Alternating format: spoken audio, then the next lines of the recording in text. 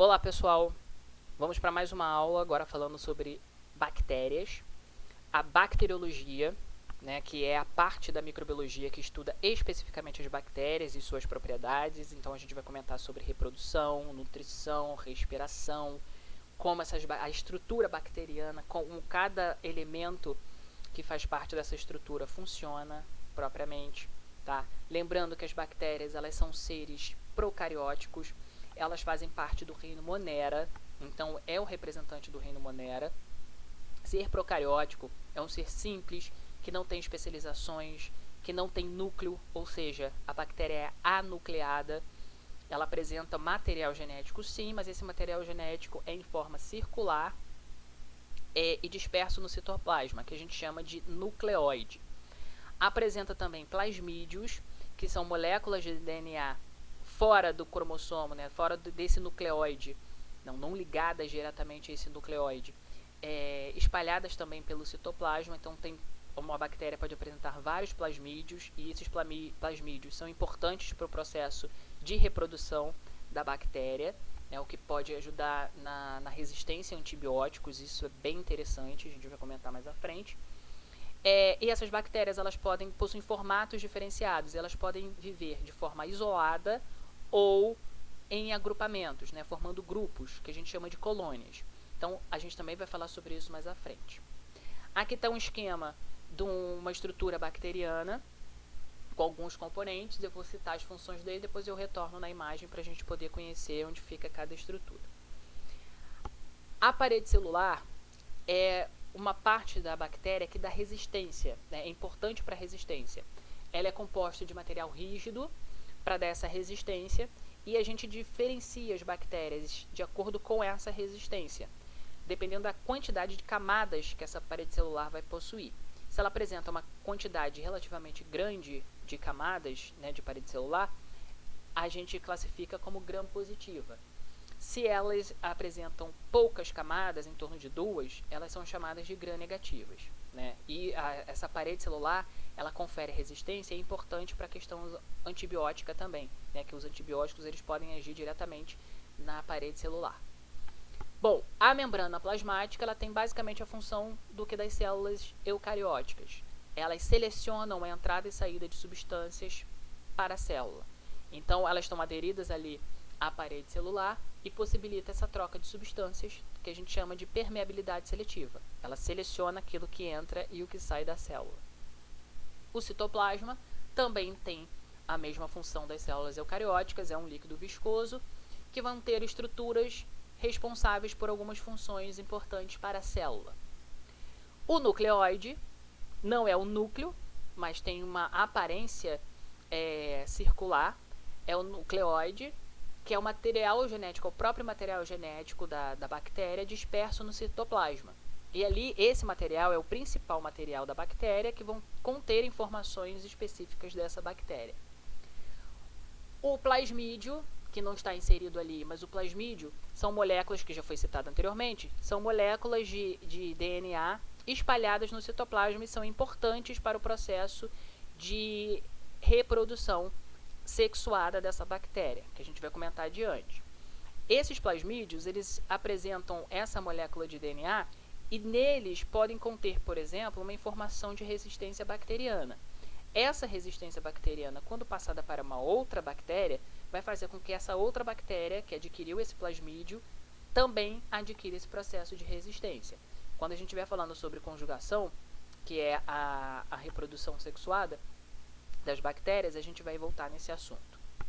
Ribossomos, eles fazem a síntese de proteína, né? Eles separam ali a proteína para poder ser utilizada como alguma forma de liberando toxinas, alguma coisa do tipo que seja importante para a bactéria naquele momento. O flagelo ajuda na locomoção, né? Então está relacionado com o deslocamento dessa bactéria. As fímbrias, também chamado de fímbrilas, ajudam no processo de aderência para que essa bactéria possa se aderir a uma estrutura e a partir daí conseguir se alimentar também. E o pili, simplesmente, ou pili sexual, ou também chamado de ponte citoplasmática, é como se fosse um pili, como se fosse uma fímbria, diferenciada, um pouquinho maior, que faz a união entre duas bactérias diferentes, para ocorrer o processo de conjugação, que é a troca de material genético entre bactérias. Aí aqui estão as fímbrias, que seriam esses espelhinhos aqui do lado de fora. O pili seria basicamente uma fímbria grande, para poder fazer uma junção com outra. Aqui o flagelo, para ajudar na locomoção. Algumas bactérias possuem cápsula. Aqui nós temos a parede celular, que confere essa resistência. A membrana plasmática, né, que seleciona o que entra e o que sai. Aqui o citoplasma, alguns ribossomos. E o nucleóide, que é o material genético em forma de anel ou forma circular. Que esse aqui é o principal material genético que a bactéria possui. Em relação à nutrição, né? Como essas bactérias podem se nutrir? Tem duas maneiras para que ocorra esse processo de nutrição. Podem ser de forma autótrofa, que a própria bactéria produz esse alimento sozinha, né? Ela produz o próprio alimento, ou heterótrofa, que ela necessita se alimentar de alguma fonte, né? Que ela precisa parasitar, precisa se nutrir de alguma outra maneira. As autótrofas, elas podem ser de dois tipos. Quimiosintetizantes, que elas não utilizam luz, elas transformam matéria inorgânica em matéria orgânica através de componentes químicos, tá? E as fotossintetizantes, elas utilizam luz e têm uma estrutura semelhante à clorofila nas plantas, chamada de bacterioclorofila, que elas utilizam essa luz solar para produzir alimento para elas mesmas. Então, elas podem fazer esse processo de fotossíntese, mas uma fotossíntese mais rudimentar, mais primitiva. As heterótrofas, elas necessitam de substâncias para se alimentar, e aí elas podem ser de três tipos específicos. Saprófitas, ou vocês também podem encontrar sendo chamadas de sapróbias, que elas se alimentam de matéria orgânica em decomposição, ou seja, se alimentam de organismos mortos. Através disso, quem faz o processo de decomposição, por exemplo, são os fungos e as bactérias. Os fungos em maior escala e as bactérias auxiliam ali. Então, elas se alimentam de organismos mortos para poder ter seus alimentos. Os parasitas, as bactérias parasitas, né, que se alimentam de animais vivos, são as causadoras de doenças, que a gente vai comentar sobre algumas mais à frente. E tem as simbióticas, que vão ser benéficas de uma certa maneira. Elas se associam a outros organismos, encontrando alimento, e não vão causar mal nenhum a esse organismo que ela está inserida naquele momento, tá? Que é o caso da microbiota, por exemplo. As bactérias estão na nossa pele, vivendo tranquilamente ali, se alimentando e nos protegendo. Então, está causando um benefício mútuo, não está nos prejudicando, tá ok? Bom, em relação à reprodução dessas bactérias, aí a gente tem alguns tipos, tá? Tem a reprodução assexuada e a reprodução sexuada. Sexuada entre aspas, porque a gente vai comentar o porquê que ela é sexuada e porquê que tem que ser entre aspas para a gente poder comentar. Bom, em relação à reprodução assexuada, existe o tipo chamado de bipartição ou cisparidade. O que seria isso? É quando uma bactéria se divide e forma outra igual a ela, né? É como uma originando duas, como se fosse o processo de mitose que as nossas células fazem. Então, ocorre a duplicação do DNA bacteriano e aí essa célula se divide, formando outra igualzinha a ela, idêntica. Então, tem aqui o processo, ó, uma bactéria, o material genético, né, o nucleóide, foi replicado, depois ocorre a divisão dessa célula e formou outra igualzinho a ela. Esse é o processo chamado de bipartição ou cisparidade. Tem a outra forma de reprodução assexuada chamada de esporulação. Como seria esse processo de esporulação? É quando forma os esporos. Então, algumas dessas bactérias, perdão, elas fazem esse processo de esporos, de fabricação de esporos, para ela resistir a determinadas condições do ambiente, para elas se tornarem resistentes em condições ambientais específicas, tá? Então, o que elas fazem? Elas vão originar esse esporo, vai desidratar a célula todinha, vai criar uma parede relativamente grossa ali, mantendo alguns nutrientes, e ela não vai utilizar tantos nutrientes assim, é como se ela tivesse adormecida. Então, ela fica resistente para suportar determinadas condições ambientais. Quando ela encontra um determinado organismo, né, que ela possa vir a parasitar novamente, ela se reidrata e vai começar a se desenvolver. A partir daí ela fica ativa e pode se reproduzir por bipartição ou divisão binária, ok? Ou cisparidade também. Então, como seria, resumindo essa questão de esporos? Uma bactéria, ela vai adquirir o processo de resistência, né? Ela vai se desidratar, vai acumular um pouco de nutrição ali e vai ficar adormecida, resistente à condição do meio. Né? Esses esporos bacterianos, eles são muito resistentes, inclusive a processos de desinfecção de estruturas. Só morrem com o processo de esterilização. Se fizer uma desinfecção, uma descontaminação, esses esporos bacterianos não vão morrer, somente com esterilização. Ou uma desinfecção associada à esterilização. Aí elas morrem. Mas se for uma desinfecção simples, esses esporos bacterianos vão ficar resistentes e podem vir a causar problema caso entre em contato com outro organismo. Então, o que acontece? Após esse esporo produzido, a célula, essa bactéria, ela vai se reidratar, ela vai infectar, vai se tornar ativa, né, nesse organismo, e aí ela passa a se reproduzir por bipartição, né, originando outra igual a ela, que vai originar outra, e assim o processo continua e ocorre a infestação dentro do indivíduo. Bom, em relação à reprodução sexuada, lembrando que as bactérias não têm sexos diferentes, tá? Vai ter uma ilustração ali, mas elas não apresentam sexos diferentes. A bactéria não tem sexo. Mas por que então sexuada? A gente diz que ocorreu uma reprodução sexuada quando ocorre troca de material genético entre bactérias diferentes, ou entre organismos diferentes. Então, se houve troca de material genético entre organismos diferentes, é considerado uma reprodução sexuada. Nesse caso aqui, é como se fosse uma reprodução sexuada entre aspas, porque não há macho e fêmea, não há gênero relacionado à bactéria, tá? Então, como ocorre? A gente tem o processo chamado de conjugação, que ocorre através do pile sexual, através dos plasmídios. Vou botar na imagem para ficar melhor.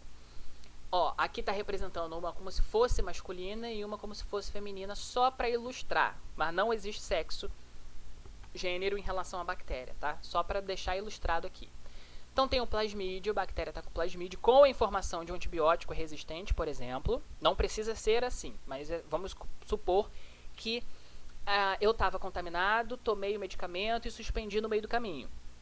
Então, essa bactéria que resistiu, ela está com a informação do antibiótico, ou seja, ela está resistente ao antibiótico. Aí, eu me contaminei com uma outra bactéria.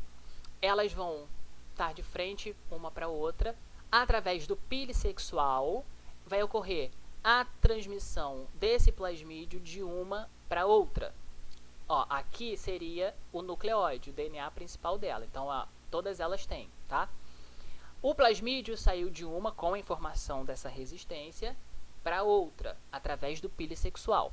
As duas agora têm a informação da resistência bacteriana.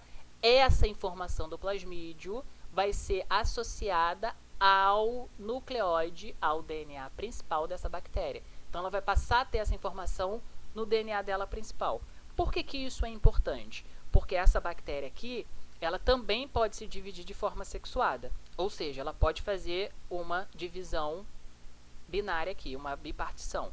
Que aí ela vai passar essa informação da resistência já para as outras bactérias que ela fosse dividindo. Tá? Não necessariamente através da conjugação. Então, esse processo de troca de material genético é fundamental para a própria resistência bacteriana, para que ela possa sempre se renovar.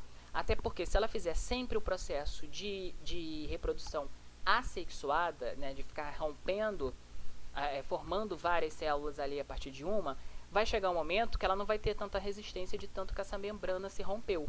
Então, ela precisa de vez em quando fazer uma troca de material genético para adquirir um pouco mais de resistência.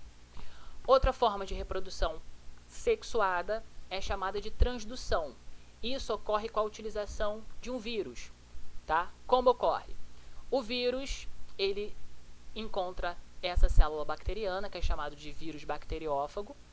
Esse vírus, ele deposita o material genético dele dentro da célula bacteriana ocorre o processo de replicação desse material genético, como está mostrando aqui. Então, ó, tem várias replicações, tanto da bactéria quanto do vírus sendo replicado ali. Aí o que acontece? Novos vírus são produzidos dentro da célula, porque os vírus são compostos de proteína e material genético. Então, produzir proteína e cada pedacinho de material genético aqui, que foi replicado, vai entrar num vírus, numa cápsula de proteína que foi produzida. Após esse processo, ocorre a liberação dos vírus, essa célula bacteriana morre, esses vírus vão sair, seja com DNA bacteriano, seja com DNA do vírus, vai ser introduzido uma outra, que vai acontecer um outro processo de reprodução, e aí vai acontecer novamente. Esse material genético vai se associar ao material genético da célula, e aí, se for o material genético de uma bactéria, vai estar associado aqui. Então, nesse processo aqui da transdução, ocorre a troca de material genético também, só que de uma forma indireta, né? Essa bactéria utiliza de forma indireta o vírus para trocar material genético com outra bactéria. Dá certo? Nem sempre, porque às vezes ocorre a contaminação do DNA do vírus, então essa bactéria talvez não receba a informação bacteriana, né, de uma outra bactéria. Mas é uma forma também de ocorrer troca de material genético entre bactérias. Bom, a última é a chamada de transformação. Como que ocorre? Essa aqui é muito utilizada para a fabricação de insulina, por exemplo. A bactéria ela pode absorver moléculas de DNA, ou seja, desses plasmídios que estejam soltos no ambiente ou, de uma certa forma, dentro de um tubo de ensaio, alguma coisa do tipo. Como isso ocorre? Acontece um processo de eletrochoque, né? Como isso dentro do laboratório, tá? No ambiente acontece de forma natural, né? Vamos supor que uma bactéria tenha morrido, foi liberado esse DNA, se uma bactéria estiver próxima ali, esses plasmídios podem penetrar na célula através de esporos. Mas dentro do laboratório pode ser incitado a ocorrer esse processo de absorção. Então vamos supor, do lado de fora, isso aqui acontece com a produção de insulina. Do lado de fora é colocada a informação da produção de insulina, né, com material genético, com essa informação. E aí a bactéria está aqui no meio, ocorre o processo de eletrochoque, né, cargas são feitas para poder criar poros na parede celular da bactéria. E aí esses plasmídios, essas moléculas de DNA que estão do lado de fora, vão penetrar na célula bacteriana, vão se associar ao material genético da célula bacteriana. E aí essa célula, se for a informação da insulina, por exemplo, vai começar a produzir a insulina. E aí depois, dentro do laboratório, é retirado para aplicação nos indivíduos. Essa é a insulina sintética. Se for normalmente acontecendo no ambiente, vai ocorrer a liberação do plasmídio das bactérias, que a outra bactéria vai adquirir através desse processo de absorção desses plasmídios. E aí essa informação vai ser acoplada no nucleóide da bactéria e isso vai ser repassado. Essa bactéria pode se dividir de forma assexuada sem nenhum problema. Bom, em relação à respiração, tem algumas formas. As bactérias elas podem ser classificadas de acordo com a presença, sobrevivência dela, né? Na presença ou não de oxigênio. Então a gente classifica como aeróbicas, são aquelas que sobrevivem na presença do oxigênio. Anaeróbias ou anaeróbicas estritas, são aquelas que não sobrevivem com a presença do oxigênio, ou seja, elas não toleram a presença do oxigênio, elas vão permitir a ausência dele e elas estão vivas.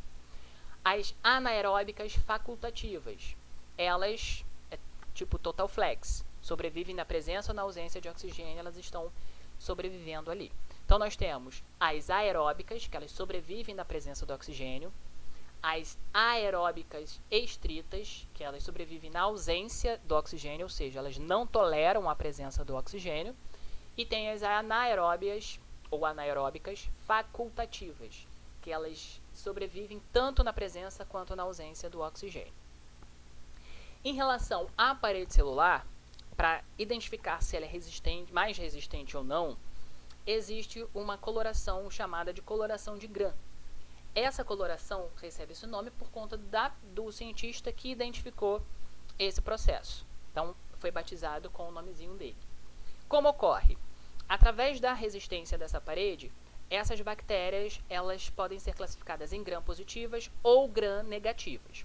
As bactérias gram-positivas, elas ficam coradinhas de roxo, como está apresentando aqui. As gram-negativas, elas ficam coradas de rosinha, como está mostrando aqui. Como classificar isso? E qual a importância disso? É através de uma coloração, então segue uma sequência aqui de corantes e tudo mais. E como é possível identificar? Através das camadas da parede celular, as bactérias gram-positivas, por exemplo, elas apresentam em torno de 20 camadas de peptidoglicano, que seriam os componentes da parede celular. Então, através disso, elas, de uma certa forma, são mais resistentes. Então, elas ficam com a coloração roxa, porque elas ficam basicamente com a coloração inicial aqui, que foi em cristal violeta, e depois ela fica meio roxinha por conta do Lugol, né, da mistura desses dois corantes aqui. Então, quando ela fica corada desse jeito, significa que ela tem uma grande quantidade de parede celular. As gram-negativas, elas apresentam 2 camadas de peptidoglicano, né, de parede celular. Então, o que acontece? Coloca o primeiro corante, depois, quando for colocar o álcool que vai descolorir, ela perde totalmente a coloração e ela fica corada com o último corante, que foi a safranina, que é rosa. Então, daí dá para perceber se ela é mais resistente ou menos resistente. A quantidade de camada de parede celular identifica a possibilidade de qual o melhor medicamento, qual o melhor antibiótico para combater determinado tipo de bactéria. Tá? Isso é super importante, essa classificação da parede celular baseada na coloração de Gram. Por último, nós temos aqui as formas das bactérias. Eu botei uma imagenzinha para vocês verem aqui, alguns arranjos, inclusive. Cocos possuem a forma arredondada, e aí, quando eles vivem em colônias, podem ser diplococos, quando tem duas bactérias associadas. Streptococcus, quando formam uma fileirinha bonitinha. Tétrade, quando são 4. Sarcina, quando são 8. Estafilococcus, quando ficam desarranjados, parecendo um cachinho de uva. Os bacilos apresentam forma de bastão. Então, eles são arredondados, porém achatados, aí formam um bastãozinho. Tá?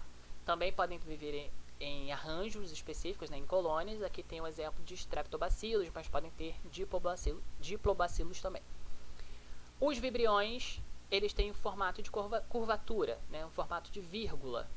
E aí tem um flagelozinho aqui que ajuda na sua locomoção, mas eles têm esse formato de vírgula. Espirilo tem formato de espiral e espiroqueta um formato de espiral um pouco mais acentuado, né? É bem mais espiralado do que os espirilos. Esses são os formatos, as formas de bactérias que é possível a visualização e identificação através do microscópio. Eu vou gravar um outro vídeo falando sobre as doenças causadas pelas bactérias.